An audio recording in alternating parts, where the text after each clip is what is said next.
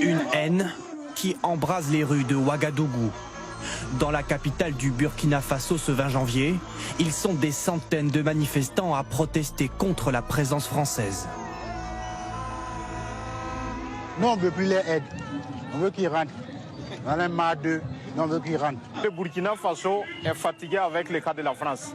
Alors le Burkina Faso veut rompre toute relation qui existe entre ce pays et la France. La France n'a pas d'intérêt, n'a pas d'amis, il n'a que des intérêts. Hier, le porte-parole du gouvernement burkinabé l'affirme à la télévision. Les autorités exigent l'expulsion de 400 militaires français basés dans le pays. Ce que nous dénonçons aujourd'hui, c'est l'accord qui permet bien sûr aux forces françaises d'être présentes au Burkina Faso. Au-delà de cela, il ne s'agit pas de la fin des relations diplomatiques entre le Burkina Faso et la France. Mais c'est la fin d'un accord militaire conclu en 2015 pour lutter contre le djihadisme. Et le début d'un rapprochement assumé avec une autre grande puissance, la Russie. En décembre dernier, lors d'un déplacement à Moscou, le Premier ministre burkinabé va jusqu'à exprimer toute son admiration. La Russie est une grande nation. Voilà, la Russie figure parmi les grandes nations. Alors qu'elle est pratiquement inexistante chez moi, au Burkina Faso. Donc nous aimerions que la Russie prenne la place qui lui revient en tant que grande nation dans mon pays. De quoi nourrir une des ambitions de Poutine, renforcer sa présence au Sahel. Signe de son influence, des drapeaux russes ont été brandis dans les manifestations de Ouagadougou. Et sur les réseaux sociaux, des dessins animés de propagande russe circulent. On y voit des soldats français représentés en zombies. Nous sommes les démons de Macron. Pour se défendre, les armées africaines reçoivent des munitions d'une société militaire privée bien connue, Wagner. Impossible de savoir si la milice est implantée au Burkina Faso. Mais au Mali, pays voisin, Wagner a déployé plus d'1 millier de mercenaires après le départ des troupes françaises l'année dernière.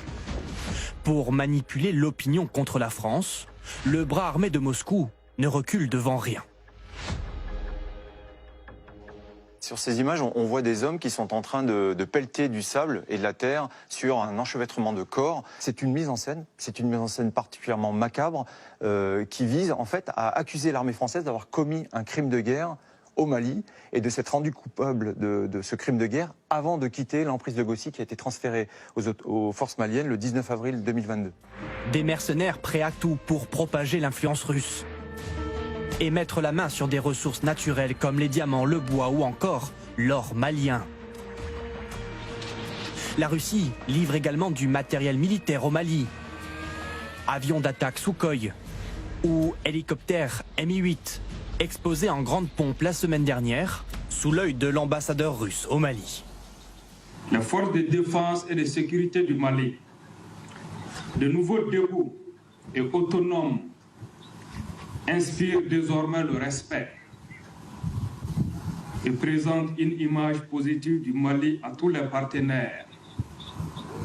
N'en déplaise aux nostalgiques d'un ordre révolu. Une attaque à peine déguisée contre la France, qui compte environ 3000 soldats encore déployés au Sahel.